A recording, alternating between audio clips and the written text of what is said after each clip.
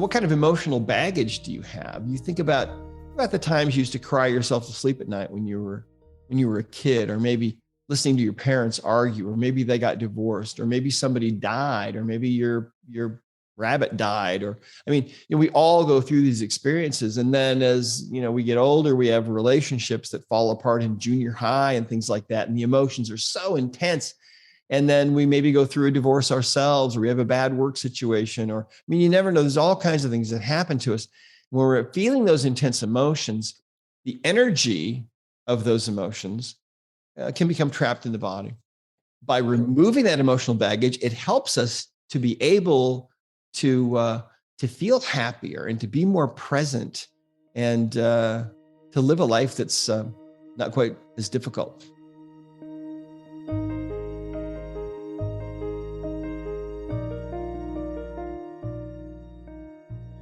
Welcome to Letting Go and the Greatest Secret, where we explore the end of your suffering and the beginning of lasting happiness. I'm Hale Dwoskin, and today I'll be joined by Bradley Nelson. Dr. Bradley Nelson is a veteran holistic physician and one of the world's foremost experts on natural methods for achieving wellness. He is also the CEO of Discover Healing, author of The Emotion Code, and creator of the Body Code system.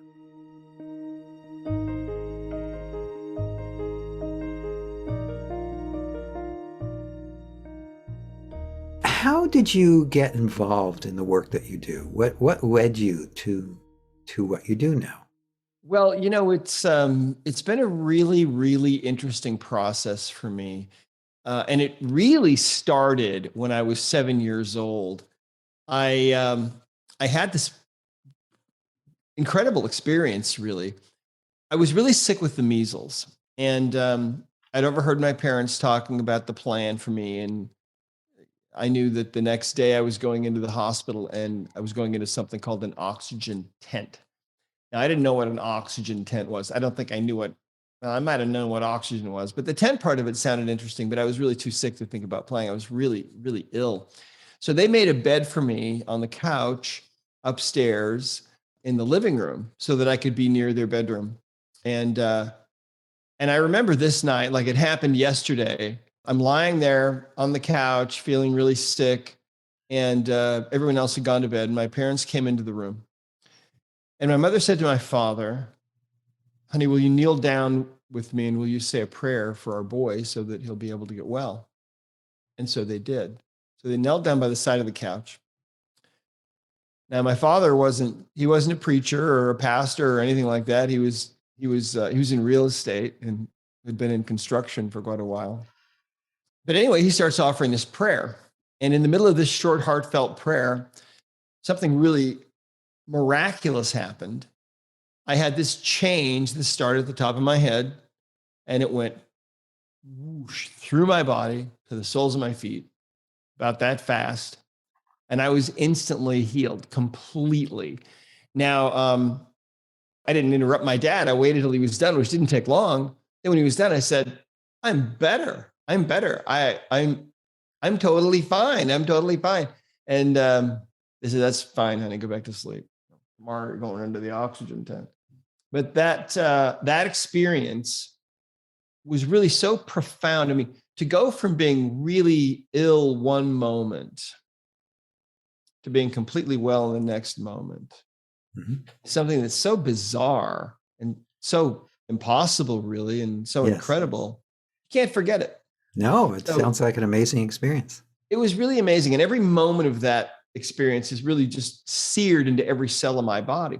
So that taught me that, hey, apparently there's a higher power of some kind that we can draw upon, and we can ask for help when we need it. And sometimes we might receive that help. So fast forward about another 7 years, things run in those 7-year cycles. Oftentimes. Sometimes they do, yeah. Yeah. And I ended up getting sick again. This time, what was happening is I was getting these terrific pains in the back. And they would come out of the blue and sometimes just actually knock me down to the ground or totally take my breath away. I mean, it was like I was being run through with a sword or something. I mean, it was just terrifying, really. And my folks, they were very worried about me. Took me to the hospital, and they ran these tests, and told my parents I had kidney disease, and that what I had was about 50% fatal. That my kidneys were in a state of degeneration. They were kind of dying. And they didn't know if I'd survive or not. It was kind of the flip of a coin. Back then, they didn't do they didn't do any kind of transplants, let alone heart transplants. They didn't do kidney transplants back in those days. So if my kidneys died, then that was it for me. You can't live without kidneys. And so all of a sudden, my life was kind of turned upside down, and I could see the worry in my parents' eyes, and I knew this is really a serious thing. But there was nothing that they had to offer medically for me at all. There was no treatment for this. So we were really on our own. Well, my mother was very, very interested in natural forms of healing and alternatives to Western medicine. And so she ended up finding some holistic doctors back then. And there weren't very many back then, but there were some. And she found a couple, and we went out to see them. And they practiced out on the edge of town in a little trailer house in the middle of a wheat field. And I remember I'd have to scrape the mud off my shoes sometimes to get into their place if it rained. But I can also remember seeing busloads of people sometimes as we would pull up that would be leaving. People would charter buses in other states. Now, this is in Montana, where I grew up, and they would drive hundreds of miles to see these people because they were powerful healers. So these people started working on me, and my body started responding immediately. And I could feel the response in my body. I knew that what they were doing was what my body really needed. Apparently, the medical profession didn't really know everything there was to know, because these people seemed to know something else. And so within about 3 weeks, I was pretty much all the way better. Within about a month, my parents took me back to the clinic, and they ran the tests again. And as I recall, they ran the tests twice and said, "Oh, it's amazing. He's fine. It's a spontaneous remission." Whatever we did must have worked. But, they hadn't done anything. I knew in my heart, though, that what these other people had done had been exactly what I needed. So I decided at age 13 that I wanted to be a chiropractor or some kind of a natural healer when I grew up. So then fast forward when I was about 20, I discovered computers, and I became a computer programmer. And I loved computers, and it was my life, and I was really a nerd. And I started doing programming. I'd go into businesses and look at their processes, and I would write software to help them program things, to make things work. So I was about 6 months away from going into the master's program in business at Brigham Young University in Provo, Utah. And my wife and I went home to Montana, and we were sitting around with my mom and dad. And my dad said to me, are you sure that you don't want to go to chiropractic school and go into the healing arts? He said, "You've always wanted to do that, and it seems like a great career." And I said, "No, I'm going this other direction. I'm really into computers now, and I'm going to do that. And I'm going into business, get my MBA. I'll go to work for some big company like Exxon or IBM or something." And he said, "Well, why don't you think about it one more time?" Oh, okay. Well, all right. This is the man who, whose prayer had, through whose prayer I had been healed miraculously. And I had tremendous respect for him. And he was usually very, very wise.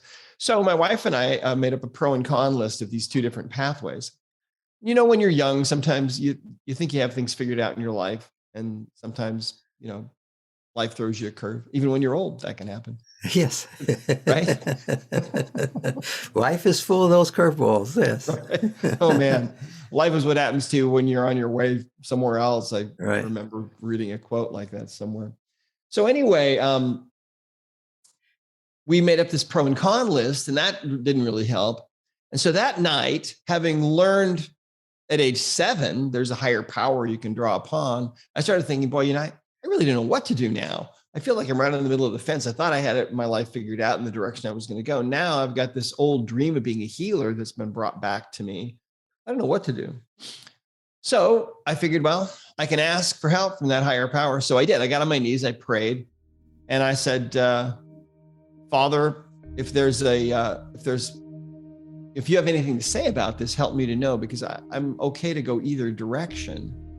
And then I went to sleep. Well, so Hale, what happened was a few hours later, I woke up, and my mind was full. It was almost like I'd been having a dream, but I don't think I was having a dream. I just was awakened, and my mind was full of all of these thoughts about how great it is to heal people naturally, and how great it is to be of service to mankind, and so on. And I would think, well, yeah, that's true, but computers, and I'd fall back asleep. So that happened 3 times that night. Same thing. I'd sleep for a while, wake up, have the same feeling. And so the next day, I'm still really not convinced. I don't know what to do still. No clue. And so on the second night, I'm on my knees again, praying and asking for guidance. And of course, everybody believes different things, but I happen to believe that God is our Father and that He is real and loves us. So once again, I'm on my knees praying, and I'm saying, Father, help me to know what to do here, because I'm not sure what to do. And if you have anything to say about this, help me to know. So on the second night, I had the same experience, and it happened 3 times.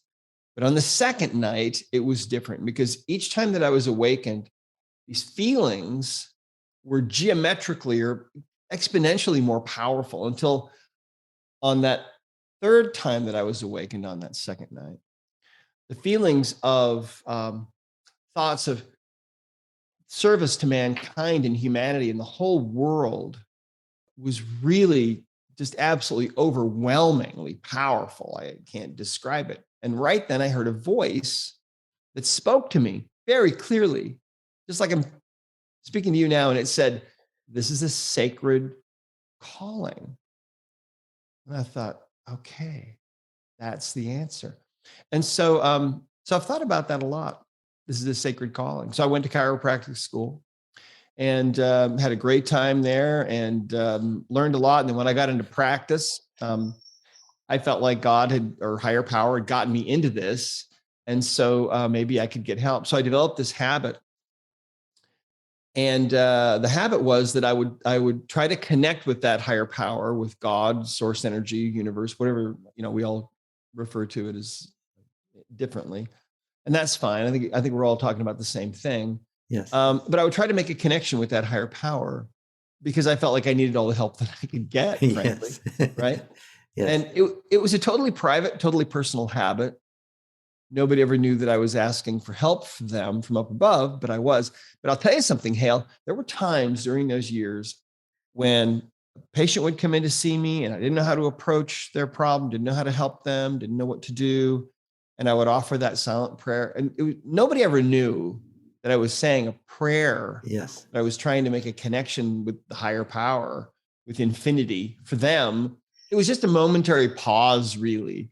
I never told anybody, 20 years, I never told anybody I was, saying a prayer for them, but I was. But I'll tell you something, when these people would come in that had these bizarre, complex issues, I would offer that silent prayer. And sometimes in return, the response would be this download of information that would just pour into me. How to look at this, and how to perceive what's happening with them. And sometimes it would be ways to look at things that I had never even imagined, Sure. or that nobody else had imagined either. Sure. And so that was really exciting. And so one of the things that I found is that all my patients had something in common, and that was their emotional baggage. So what I found was that no matter how old or young a person was, no matter what they've been diagnosed with, whether it was something physical or mental or emotional, there were emotional causes. There was emotional baggage that was an underlying cause, sometimes the only cause of what was going on with them. And I found that by releasing that emotional baggage, physical pain would go away. All kinds of things would improve. I mean, everything from infertility to digestive problems to asthma to depression and anxiety and phobias and panic attacks and PTSD and eating disorders and self-sabotage of all kinds.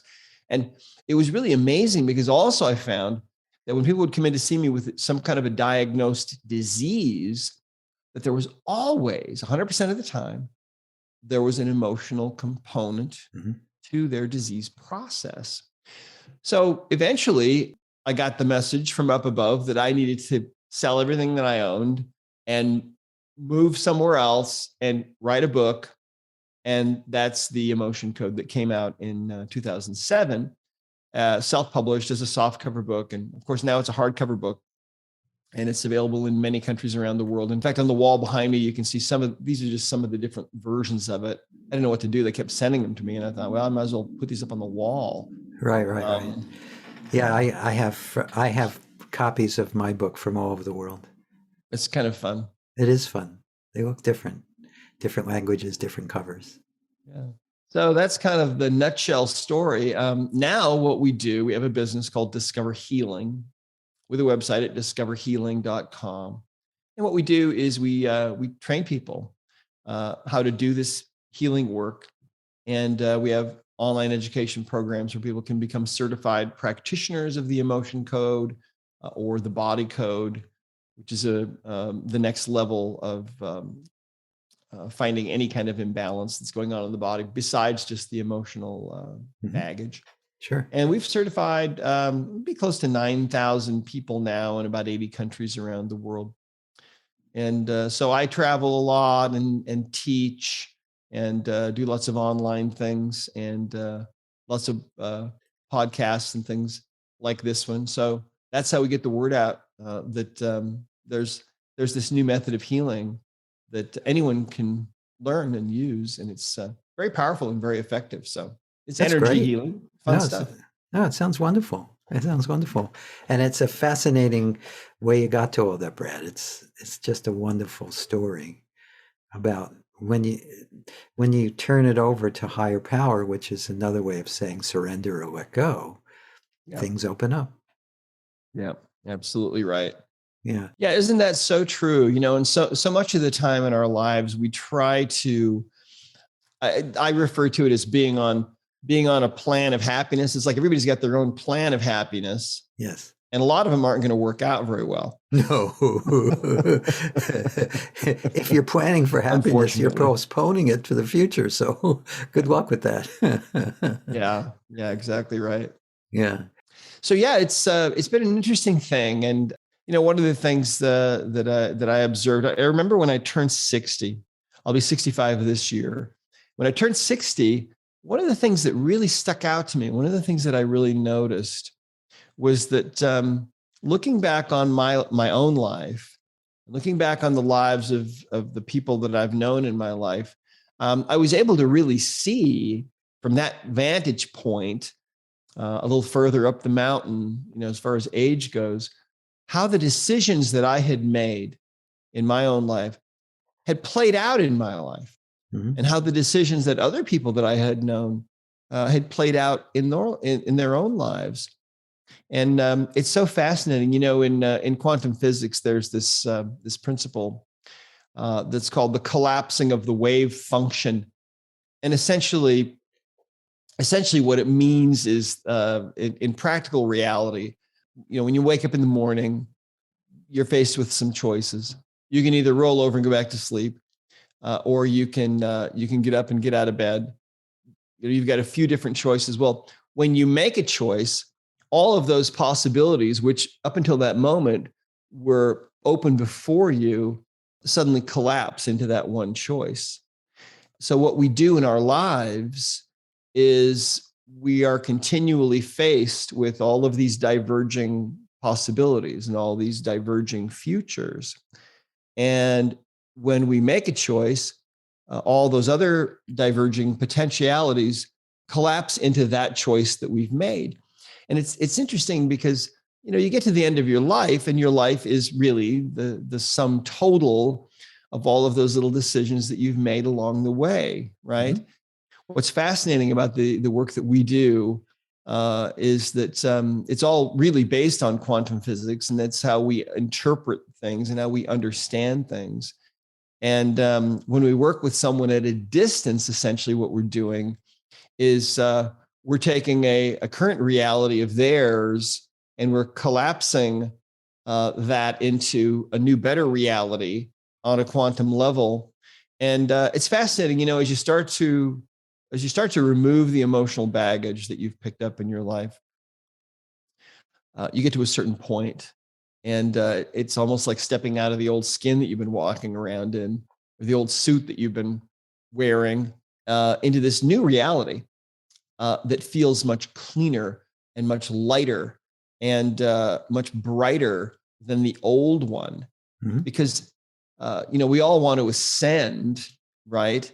And what keeps us bound to the earth, in a sense, is our emotional baggage. But it's not only our own emotional baggage from our own lifetime; it also is emotional baggage that we've inherited from our ancestors, that we pick up at conception from mom or dad. And sometimes these can go back for 10 or 20 generations.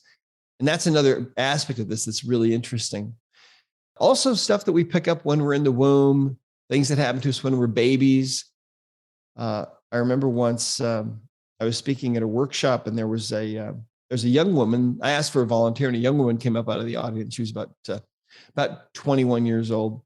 And I asked her if she had any issues that she was aware of, and she said no, and no problems really. So I started doing some testing, and to get answers from the subconscious mind, which is where all the information is, we use muscle testing of different forms. So I was having her hold out her arm, and I'm asking questions, and I quickly found that she had a trapped emotion. And we use a chart that looks like this to identify the emotions. There are 60 emotions on the chart. It's divided up into 2 columns and 6 rows. And so very quickly, I was able to identify the emotion. The emotion was forlorn. And forlorn is kind of feeling all alone and hopeless and desolate and so on. So I asked some more questions. When did this happen to you? When did this emotion become trapped in your body? And it went back to about the first year of her life. And I thought to myself, well, I'm sure she's not going to remember anything. And I asked her if she had any idea what it was about. And she said, no. Now, at the beginning of this event, I was greeting people as they were coming in the door. And I had happened to meet this young woman, and she came with her mother. And so I thought, well, I wonder if her mom knows. And I looked out of the audience, and there's her mom. And she's as white as a sheet. And she's got her hands like this. And I said, hey, do you have any idea what this might have been about? And she was really kind of mortified, but she said that she thought she might know. She said that what happened was during those years, she used to use cloth diapers. And one day, she accidentally pinned her daughter with a safety pin. She accidentally pinned her daughter to her diaper. So that safety pin went through some of her daughter's flesh, and she didn't know about it until she changed her the next time. So probably for several hours, this poor baby is just in agony. And I'm sure she was crying, and her mom must have been really overwhelmed to not find it out sooner. But when she did find it out, she was just horrified. And she had never told her daughter that. And so her daughter's finding that out for the very first time right there in front of everybody. Right. And so anyway, I released the trapped emotion from her, which just takes a few seconds, just swiping down the governing meridian, which runs down the back a few times. And she went back out to the audience and sat down, and I continued my workshop. About 10 days later, I get an email from this young girl's mother. And she said, listen, she said, my daughter has had this problem since she was about 9 years old or so with her gait. Or not her gait, but with pain in her knee and in her hip. And it's gradually been getting worse, and she just lives with it. And it's starting to affect the way that she walks or her gait. So we've taken her to different people. Nobody's been able to figure this out. But she said the moment you release that trapped emotion of forlorn from her, from being pinned to her diaper, that pain in her hip and in her knee has just been completely gone. And she's walking totally fine. And she said, not only that, she's feeling this new lightness of being that she hasn't felt before. And she's telling everybody about this. And she said, as her mother, I wanted to wait to see if this was just some kind of a fluky thing. But she said, after 10 days, she said, it's not coming back. She said, so I wanted to let you know. So, you think about that. And what kind of emotional baggage do you have? You think about the times you used to cry yourself to sleep at night when you were a kid, or maybe listening to your parents argue, or maybe they got divorced, or maybe somebody died, or maybe your rabbit died, or I mean, we all go through these experiences. And then as we get older, we have relationships that fall apart in junior high and things like that. And the emotions are so intense. And then we maybe go through a divorce ourselves, or we have a bad work situation, or I mean, you never know. There's all kinds of things that happen to us when we're feeling those intense emotions. The energy of those emotions can become trapped in the body. And so that's what the emotion code is about. It's just about finding and removing that emotional baggage. And by removing that emotional baggage, it helps us to be able to feel happier and to be more present, and to live a life that's not quite as difficult. Well, I totally understand what you're talking about, because the work that we do has been helping people release emotional baggage since the early 70s. And we don't do it with the meridians, although you can feel the energy shift in the meridians, but we help people just get in touch with their natural ability to let go, and through some simple processes they do themselves. And the results that you're noticing are very similar to the things that we've noticed. So Well, I totally get awesome. what you're talking about. Totally. Yeah. So tell me a little bit more.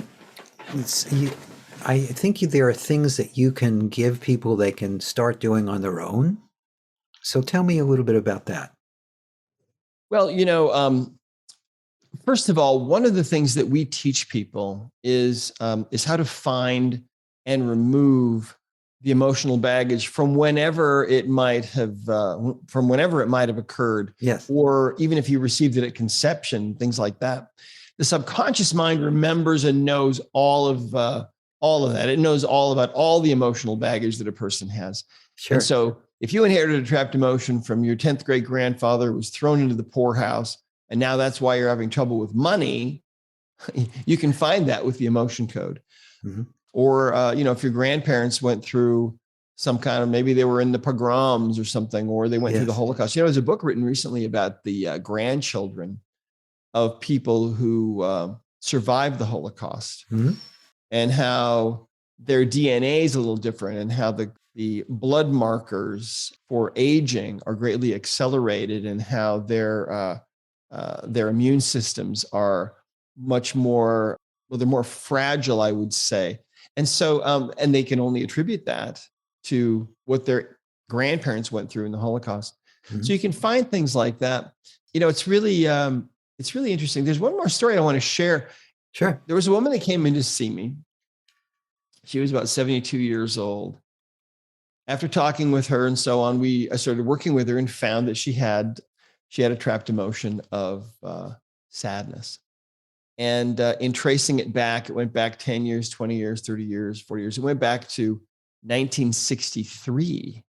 And so I did a little more testing. Was it November 1963? Yes. Okay. So then I asked, well, was it about, the assassination of John F. Kennedy? And the answer was yes. Well, when we arrived at that, all of a sudden she breaks down weeping and tells me that, yes, that affected her so deeply. And then when JFK Jr. died in the plane crash, it was like it all came back all over again. And all she could do was cry. She wasn't able to work for days. She had a job, but all she could do, she was just deeply in mourning. And I thought, gee, that's interesting. Because I know everybody was sad about JFK Jr.'s plane crash, but there weren't too many people outside of the immediate family who couldn't even work because they were in such a deep state of grief.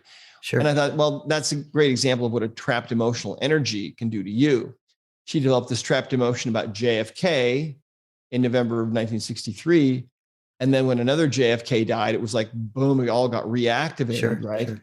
So anyway, I thought to myself, gee, I wonder where this has been all these years, because a trapped emotion is like a ball. It's a little ball of energy from about the size of a baseball to maybe about the size of a small melon.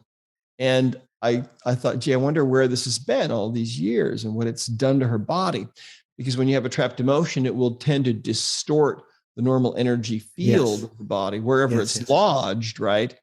And so I tested her and I asked, well, was this on the right side of your body? No. It was on the left side? Yes. In the abdomen? No. In the chest area? Yes. Turned out that was that energy was lodged right in the area of the left breast.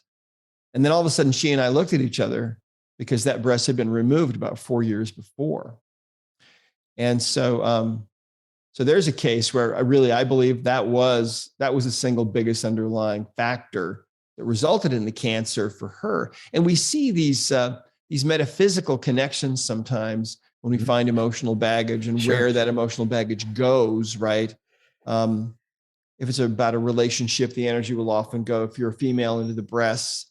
If you feel like you're carrying the weight of the world on your shoulders, it might lodge in your neck or in your shoulders and so on. Yes. And so, if you can't stomach what's going on in your life, it may lodge in your stomach, things like that. Sure. Kind of interesting, right?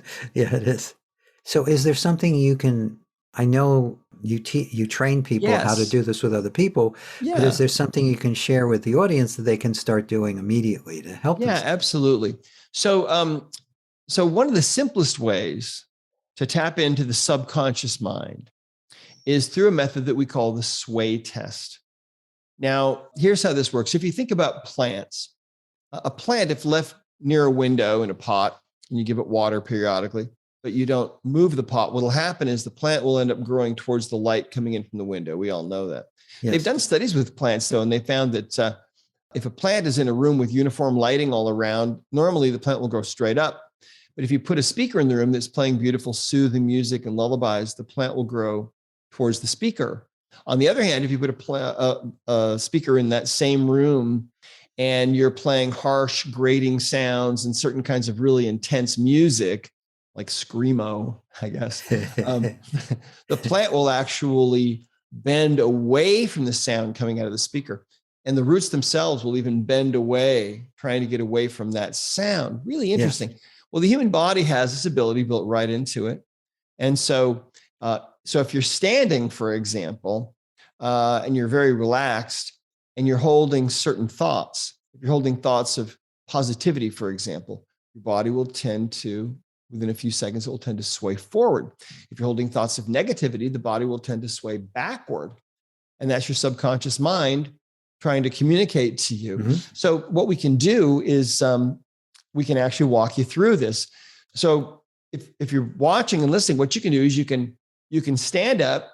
Now, if you can't stand up, you can sit right on the edge of your chair, and that also works, but standing up works better. So if you stand up, you can just drop your hands to your side, you can close your eyes, take a breath, let it out, and just stand there very, very relaxed. Now, what you'll notice is, as you're standing there very relaxed, there's a little bit of movement going on. It's impossible to stand absolutely perfectly still. Even if you go to Buckingham Palace and you see those guards, they can't stand perfectly still, although they do a pretty good job at trying to. So there's a little bit of movement going on, and that's just your postural muscles that are continually working to keep you from falling over.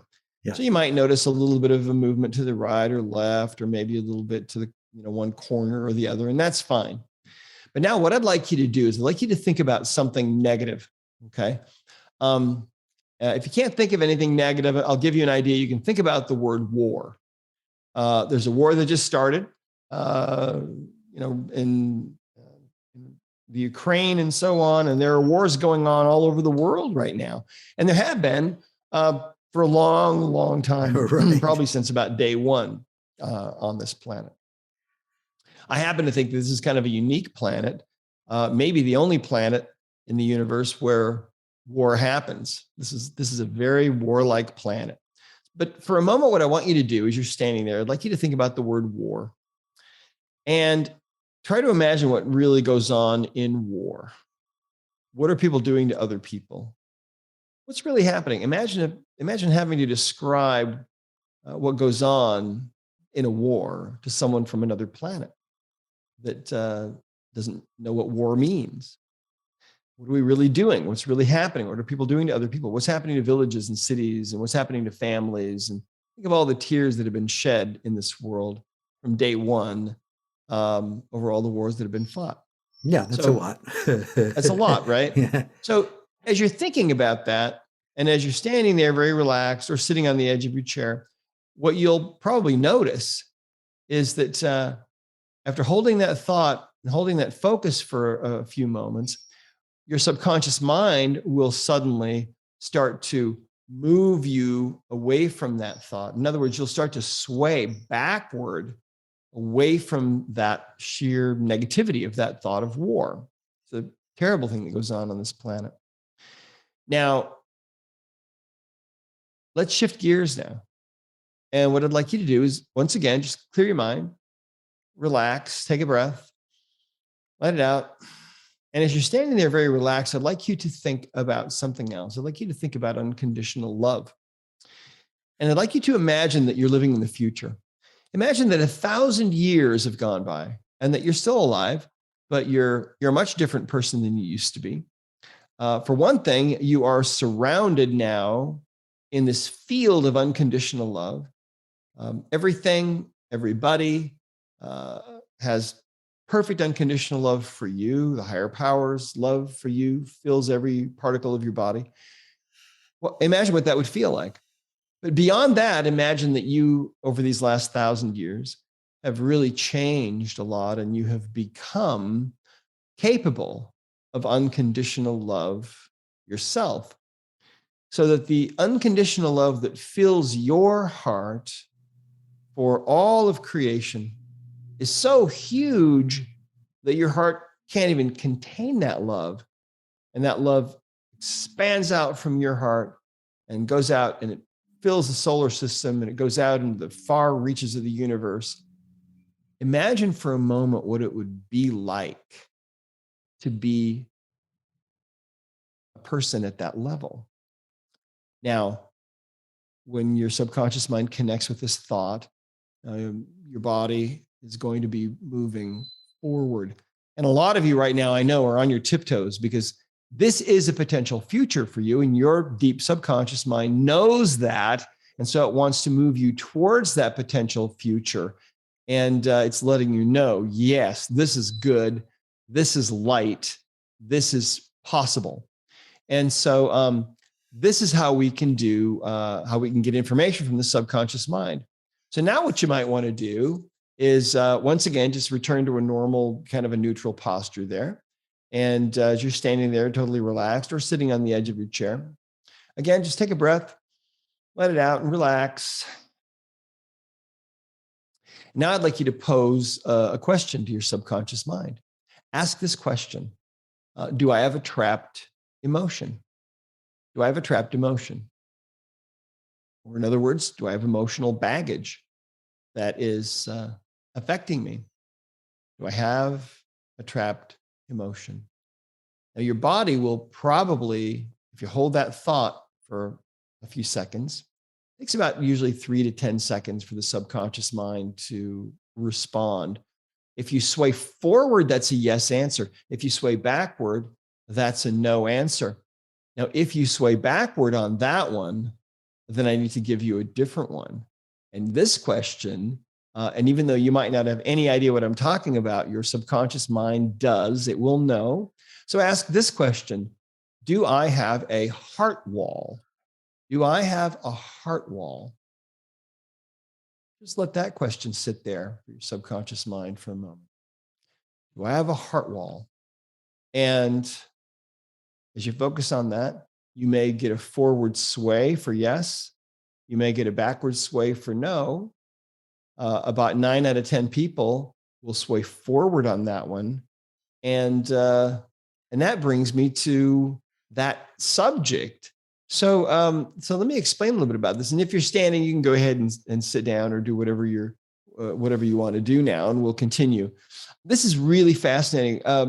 Back in the 1960s, when doctors started doing heart transplants, it didn't take too long before certain patients would come back and they would say, there's something strange going on because I used to hate Mexican food, never cared about it. Now I love it. Or I never cared for baseball. Now I'm at every game.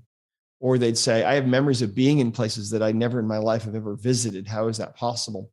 Or sometimes they would say, my handwriting has totally changed. I don't understand. Am I losing my mind?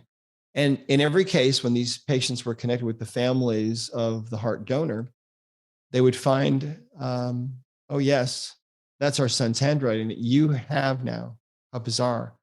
Or they'd say, well, yes, our daughter visited Rome many times and loved it. And now you say that you have memories of being in Rome, but you have never, ever visited Rome. Could those be her memories? How bizarre. Um, and so there are books written about this. It's called cellular memory, of course. And the ancient peoples believed that the heart was the seat of the soul and the source of love and creativity and romance. And even today, if you're lucky, on Valentine's Day, somebody might give you a box of chocolates in the shape of a heart, right? So these ideas about the heart being all of these things go back since time out of mind. I mean, in the Bible, for example, the word heart is mentioned just shy of 1,000 times. And the ancient Egyptians believed that when you die, you go through a ceremony on the other side where your heart is actually weighed to find out what kind of a person you were. So these ideas about the heart go back since time out of mind. Well, what we now know is that the heart is actually a second brain, and that the brain that is in our heads is actually obeying the messages sent by the brain that is in our hearts, right? Yes. And so what happens is when you feel like that heart is being broken, if someone is really hurting you or you're feeling really deeply grieved, you can feel a physical sensation in the heart. And when that's going on, your heart is really under assault. And the subconscious mind will then, in response to try to protect the heart, will put up a wall made of layers of your emotional baggage. Mm-hmm. Now, one of the things that you can do, getting back to the sway test really quickly, you can find an emotion code chart. You can find these online. And of course, the total explanation of how to do it is in the book, the emotion code, which is available everywhere. But you can actually test yourself with the sway test to see if you have a trapped emotion. And there are videos online that can show you how to do this. Just, you can YouTube it. But this issue with the heart is fascinating because we find that about 9 out of 10 people have put up this wall around their heart. And one of the things that we have found is that that wall that's around the heart for 9 out of 10 people is a block to, or it's in the way of them being able to really feel joy and connectedness with other people. Mm-hmm. And that wall is taken down. People often fall in love who never thought they would, even at advanced ages. When that wall is taken down, people have creative ideas that start to flow spontaneously. When the wall is taken down, people often report that they can feel the love of the higher power for them. And so what we find is that it's really critically important to take down that wall or have someone help you take it down. Sure. You can do it yourself too. All the instructions are in the book. The book is basically a book of instructions and stories and explanations of how to do this really simple process. And kids can do it, so it's easy. Cool.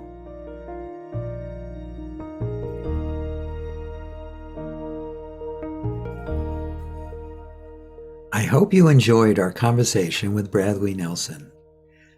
You can learn more about Bradley and receive a free Emotion Code Starter Kit at emotioncodegift.com. That's emotioncodegift.com. If you've enjoyed this podcast, please subscribe so you have immediate access to future episodes. Please give us a 5-star rating and share it with the people you care about. If you'd like to learn more about my work, my mentor Lester Levinson's work, and the Sedona Method, please visit www.sedona.com. As you explore our site, you learn the key to lasting happiness, success, peace, and emotional well-being. We have books, courses, events, and plenty of free material to explore. Again, go to sedona.com. That's sedona.com. Thank you for being here, and we'll catch you in the next episode of Letting Go and the Greatest Secret.